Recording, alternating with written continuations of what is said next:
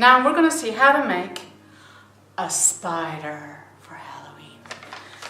We're going to need pipe cleaners, Play-Doh. So here we have purple Play-Doh, white and black. That's all we need.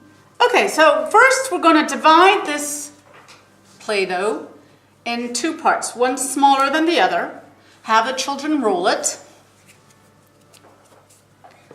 and roll the second one and put it together. Now we're going to need 8 legs, of course it's a spider, huh?